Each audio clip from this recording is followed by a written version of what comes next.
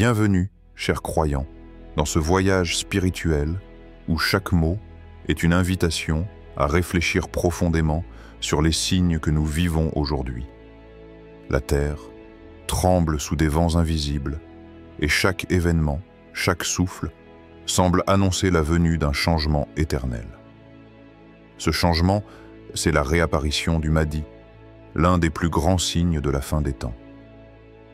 Dans cette vidéo, nous allons plonger ensemble dans l'introspection des signes célestes, de l'éveil intérieur et des mystères qui se cachent derrière le silence, la colère des nations et la transformation secrète des cœurs. Le compte à rebours a commencé. Mais es-tu prêt à entendre l'appel et à te préparer à ce grand événement? Suis-moi dans cette exploration spirituelle profonde. 1. Le silence du Mahdi, une attente pesante. Ferme les yeux, juste un instant. Respire profondément. Imagine que tu es seul au milieu d'un désert infini.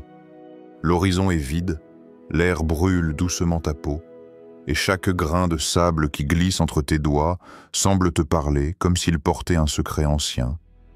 Tu n'entends rien, aucun cri, aucun chant, aucun ordre, juste un silence lourd.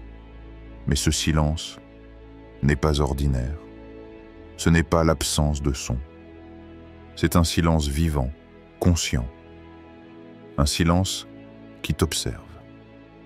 Le monde entier semble figé dans ce moment suspendu, comme si toute l'histoire de l'humanité attendait une seule chose, un souffle, une parole, un geste. Mais il ne vient pas. Pas encore. Le Mahdi ne s'est pas levé. Et pourtant, tout indique qu'il approche. Ce silence qui plane au-dessus de la terre, c'est celui de l'esprit qui veille.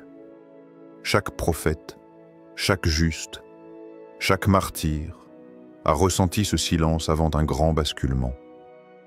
C'est une pause cosmique, comme si le ciel retenait sa pluie, que la mer retenait ses vagues et que les cœurs retenaient leur foi. Il ne s'agit pas de peur, mais d'une attente sacrée, une tension spirituelle.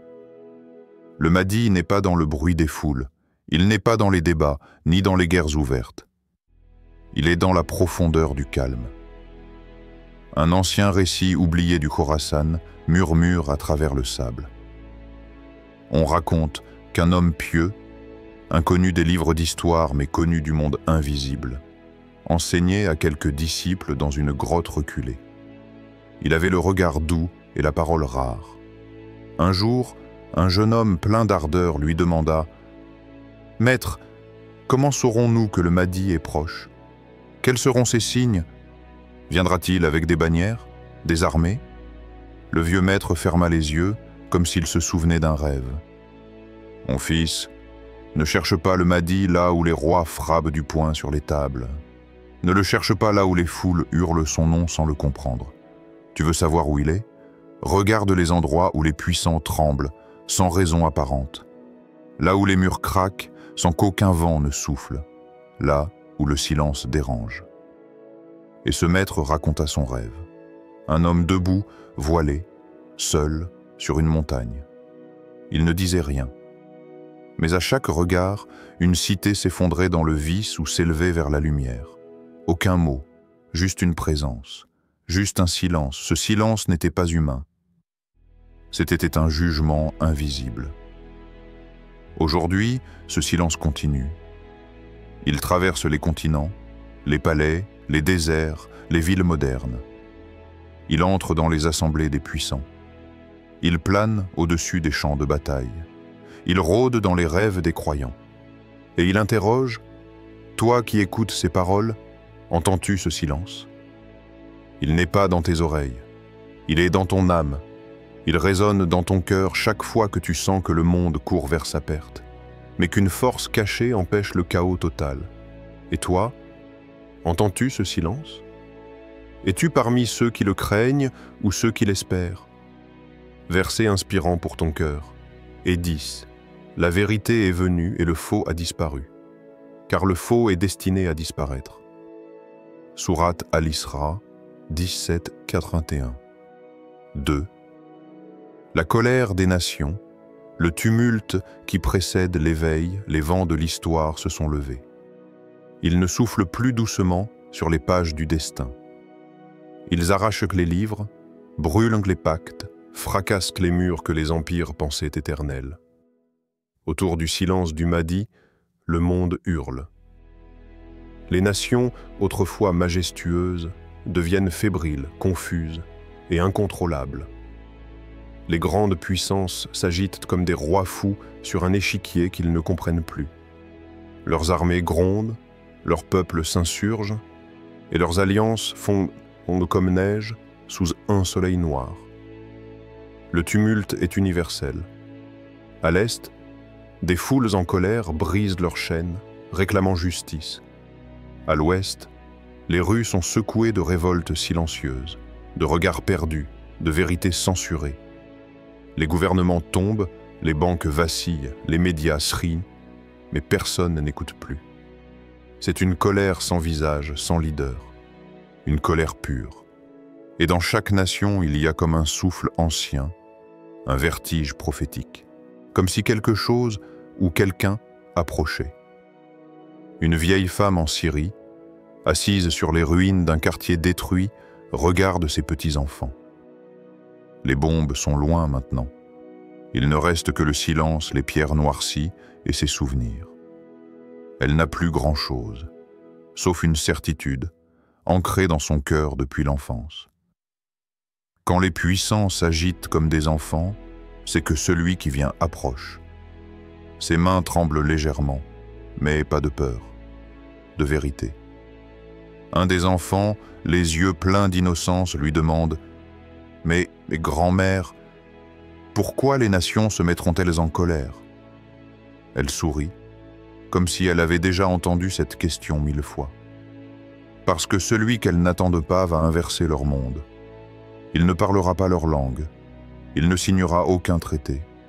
Il viendra avec une lumière qui mettra à nu leurs mensonges, et les chaînes qu'ils avaient mises sur nos terres, nos espoirs, nos âmes, vont se briser. Elle lève les yeux au ciel, et ce jour-là, même les cieux trembleront. Dans les capitales du monde, les rois modernes, politiciens, banquiers, chefs militaires, s'agitent. Ils ne comprennent plus leur peuple. Ils n'arrivent plus à contenir la soif de justice, ni à dissimuler la vérité. Les discours ne suffisent plus.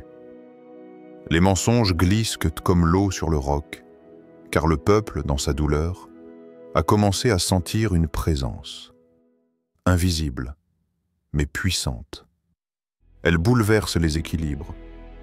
Elle met fin aux illusions, et elle alimente cette colère sacrée. Le plus étrange, c'est que les nations sentent qu'elles sont observées, par une conscience qu'elles ne peuvent localiser, par une justice qu'elles ne peuvent acheter. Elles ne savent pas ce qu'elles combattent, mais elles savent que le compte à rebours a commencé. Regarde autour de toi. Regarde bien. Les nations sont-elles en paix?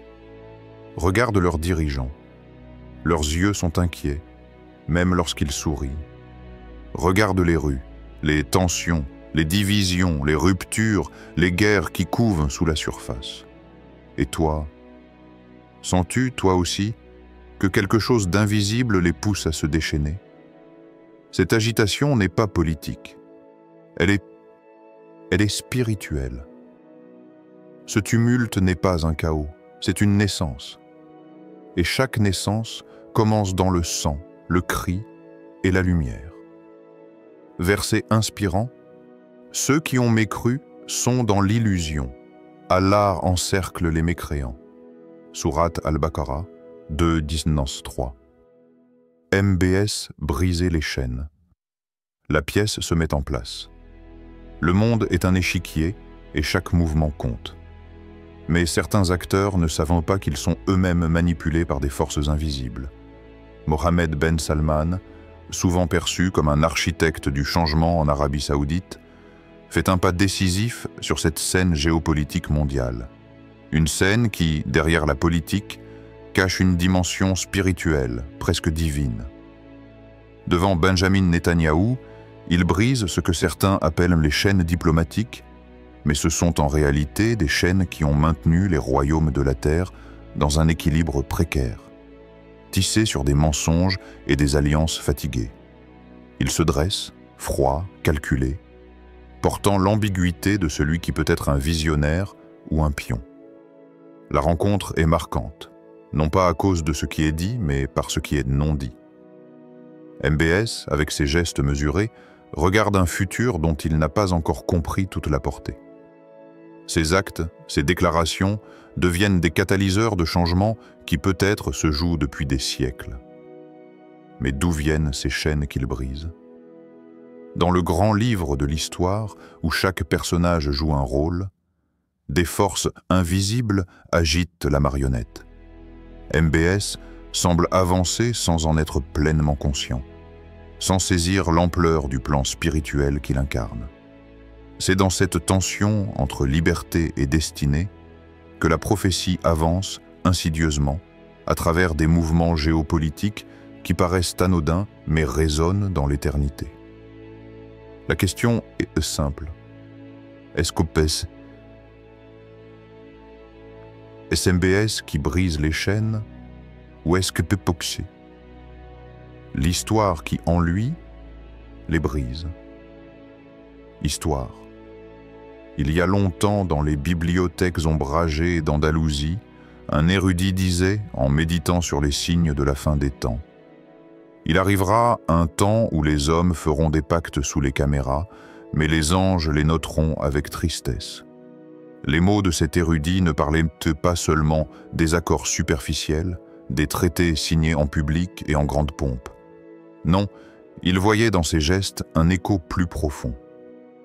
Un jour, un homme puissant, venant d'une terre aride, d'un désert sacré, ouvrirait des portes que Allah lui-même avait fermées. Mais ce qu'il ne savait pas, c'est que chaque porte ouverte dans ce monde charnel en fermerait une autre, beaucoup plus haute dans le royaume céleste. Les anges, silencieux témoins de l'histoire, notaient tout avec une tristesse infinie. Car ils savaient qu'à chaque mouvement sur terre, la balance du destin se faisait de plus en plus lourde, et le jour viendrait où les portes des cieux seraient enfin ouvertes. Mais cela n'arriverait que lorsque toutes les pièces du jeu seraient en place. Le monde se trouve dans une époque de transition. Les royaumes modernes sont à un carrefour, où les vieilles dynamiques s'effritent et de nouvelles alliances se forment sur des bases fragiles. Les géants s'entrechoquent, mais derrière les faux semblants de la politique, il y a des lois invisibles qui gouvernent tout. Il n'est pas nécessaire de comprendre chaque parole échangée pour saisir que les actions humaines sont souvent les signes d'une sagesse divine, orchestrée bien au-delà de l'horizon visible. Mohammed Ben Salman est un acteur, un pion, ou peut-être quelque chose de plus. Ceux qui l'observent le voient se débattre, tenter de jouer sa propre carte, mais peut-être tout ceci a-t-il été écrit depuis le début? Les chaînes qu'il brise ne sont pas seulement physiques, elles sont aussi spirituelles. En déplaçant les pièces sur l'échiquier, il déclenche des événements qui résonnent dans l'invisible, dans le royaume des cieux, et ces chaînes célestes, invisibles aux yeux humains, se relâchent à chaque mouvement. Mais que se passera-t-il lorsque ces chaînes auront été entièrement brisées? Est-ce que celui qui pense contrôler l'histoire n'est pas lui-même contrôlé? Les hommes au pouvoir, bien que perçus comme les maîtres du monde, semblent souvent être des marionnettes, tiraillés entre la volonté de leur peuple et le poids d'un destin qu'ils ne comprennent pas. MBS, en brisant ses chaînes, en signant ses pactes, joue-t-il sa propre carte? Ou est-il, malgré lui, l'instrument d'un plan plus vaste? Les vrais stratèges sont invisibles. Et parfois, ceux qui croient être les maîtres du monde sont en réalité les derniers à comprendre que tout est déjà écrit. Verset inspirant. Ils complotèrent et Allah complota. Et Allah est le meilleur des stratèges. Sourate Al-Imran 3, 54. 4. L'enseignement caché du mardi, l'école des cœurs éveillés. Il est une vérité que peu de gens saisissent. Le Mahdi, loin de se manifester au grand jour, n'est pas absent. Non, son enseignement n'est pas celui des livres ou des discours publics. Il est au-delà de tout cela. Son école est un sanctuaire secret, une école des cœurs. Il ne parle pas sur les réseaux sociaux, il ne fait pas de grands discours. Non.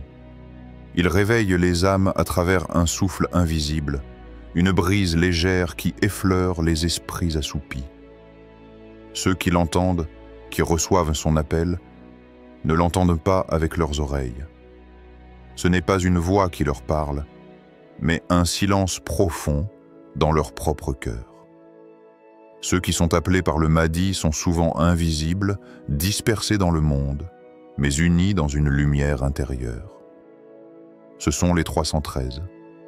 Ils ne se reconnaissent pas tous, mais ils se connaissent. Leur cœur résonne sur la même fréquence. Et quand le moment sera venu, ils se lèveront tous ensemble, prêts à affronter le monde avec une force qu'ils ne pouvaient pas imaginer. Ce silence dans lequel ils sont plongés est l'enseignement caché du Mahdi. Il ne se fait pas de manière bruyante ou ostentatoire. Il se fait dans l'ombre, loin des regards humains, mais plus puissant que tout ce qui est visible. Et ceux qui ont eu l'honneur d'entendre cet appel ne sont jamais les mêmes. Ils sont transformés. Leur monde a changé, leur vision s'est affinée, leur compréhension a évolué. Ils voient ce que d'autres ne voient pas. Ils entendent ce que d'autres ne peuvent entendre. Et tout cela dans le silence du cœur. Il y a quelques années, un jeune homme, perdu dans les méandres de la débauche et de la superficialité, fit un rêve qui allait bouleverser sa vie. Il rêva qu'un homme vêtu de blanc l'approchait dans la nuit. Cet homme, doux et calme, prit sa main et l'emmena dans un jardin qui semblait flotter dans l'éternité. Ensemble, ils marchèrent, et l'homme montra au jeune homme des rivières de larmes, des rivières profondes, comme des traces laissées par les pleurs de la terre elle-même. Le jeune homme, submergé par la vision, sentit dans son cœur une chaleur profonde et un appel qu'il ne comprenait pas entièrement. À son réveil, il se leva, bouleversé, et décida de tout changer. Il vendit ses biens, se détourna de ses anciennes habitudes et consacra ses journées à aider les pauvres, à soigner ceux qui souffraient. Lorsqu'on lui demanda « Qui t'a enseigné cela ?», il répondit, d'un ton humble mais empli de certitude, « Personne sur cette terre. Mon cœur a entendu un silence que vous ne pouvez comprendre. » Et c'est ainsi que cet homme, autrefois perdu, devint un exemple vivant de transformation, un des éveillés qui ont écouté l'appel secret. Personne ne l'a vu. Personne ne l'a entendu dans le tumulte du monde. Mais lui, dans le silence du cœur, a reçu l'enseignement du Mahdi. Le Mahdi n'est pas qu'une figure lointaine. Il est un enseignant présent qui touche les cœurs dans les moments les plus inattendus. Il ne se manifeste pas par des signes extérieurs évidents, mais par un silence intérieur que seules les âmes sensibles peuvent percevoir. Tout est subtil. Tout est caché. La vérité qu'il apporte est révélée dans la profondeur des cœurs. Et c'est là où il transforme, là où il éveille, là où il enseigne les vérités éternelles de l'âme. Ceux qui l'entendent sont les éveillés, et quand ils répondent à son appel, ils ne sont plus les mêmes. Leur âme s'est élevée, et rien de ce qui appartient à ce monde ne pourra plus jamais les retenir. Question pour le spectateur. Et si toi aussi, tu étais appelé à entendre cet enseignement secret, ferais-tu partie de ceux qui écoutent? 5. Prépare-toi. Le compte à rebours céleste est enclenché, tout est en place. Le silence, la colère, les pactes entre les nations et surtout les réveils intérieurs qui se multiplient à travers le monde. Le Mahdi n'a pas besoin de frapper à notre porte pour nous dire que l'heure approche. Le compte à rebours est déjà enclenché. Ce n'est pas une annonce bruyante dans les médias, ni un calendrier marqué de grandes dates. Non, il est gravé dans les âmes de ceux qui sont prêts à entendre. Il est inscrit dans le murmure de l'âme qui se tourne vers Allah. Le Mahdi agit déjà, même dans son silence apparent, par la volonté divine d'Allah. Il ne dépend pas de l'apparition physique pour commencer à transformer le monde. Il est déjà là, à travers les signes qui se multiplient, à travers les réveils spirituels, à travers les cœurs qui commencent à s'éveiller et à se purifier, à travers les individus qui répondent à l'appel du divin, sans même savoir qu'ils y répondent.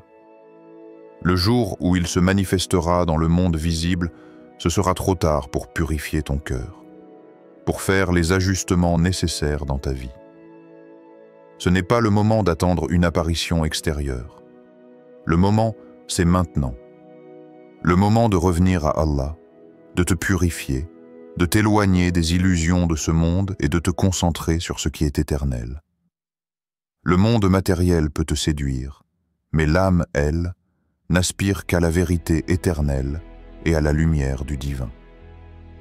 Histoire. Un vieil homme, assis sous l'ombre d'un arbre, parlait doucement à son petit-fils.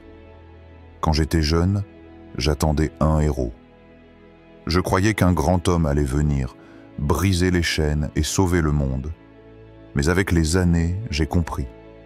Le véritable héros, c'est celui qui, dans le silence et dans l'ombre, prépare son âme, se purifie sans chercher la reconnaissance. C'est celui qui sait que l'essentiel ne se trouve pas dans l'apparition de l'extérieur, mais dans la transformation intérieure. Le vieil homme ferma les yeux, un sourire paisible sur ses lèvres. Il avait vécu sa vie comme un veilleur discret, préparant son âme en attendant, sans jamais se détourner de la voie divine. Il avait compris que l'essentiel est ce qui se cache à l'intérieur de chaque cœur. Question pour le spectateur. Et toi, es-tu en train de te préparer ou de t'endormir encore un peu plus? Le compte à rebours se poursuit. Il ne se voit pas avec les yeux, mais il se ressent avec l'âme. Les signes sont là, dans les petites choses du quotidien, dans les moments d'introspection. As-tu pris conscience que chaque souffle te rapproche de ce moment où la vérité se révélera à tous? Le Mahdi, dans son enseignement secret, dans ses signes discrets, t'invite à te purifier, à revenir à la prière, à te recentrer sur ton cœur, à écouter les messages subtils d'Allah. Ce n'est pas une simple invitation, mais un appel à l'action immédiate. Ne laisse pas le temps s'écouler sans en faire bon usage. Le monde change, mais ta transformation intérieure peut commencer dès aujourd'hui. Verset inspirant. Et repentez-vous tous devant Allah, aux croyants, afin que vous réussissiez. Sourate An-Nur, 24-31. L'heure est venue de te préparer, de t'éveiller à ce qui est véritablement important. N'attends pas que le moment vienne sans avoir pris les devants. Celui qui agit maintenant, qui purifie son cœur et se rapproche d'Allah, sera prêt pour ce qui s'annonce. La transformation commence dès aujourd'hui. Alors que les signes s'accumulent et que les événements s'enchaînent, il est plus urgent que jamais de se tourner vers l'intérieur, de purifier nos âmes et de répondre à l'appel divin. Le Mahdi, même dans son silence, prépare les cœurs des croyants à la grande épreuve.